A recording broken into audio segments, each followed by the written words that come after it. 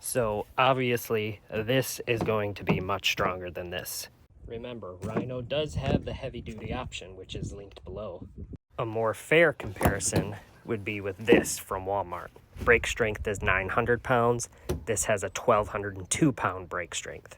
But the nice thing about these Rhinos, you just pull it, hook it up, cut your slack out, and hand tighten the rest of the way. There's no tail hanging off, nothing you have to tie up, nothing flapping in the wind. To loosen it, you just press your button, pull, and unhook it. So I just did that with one hand. Here's for comparison. You have to thread it through, pull out all your slack,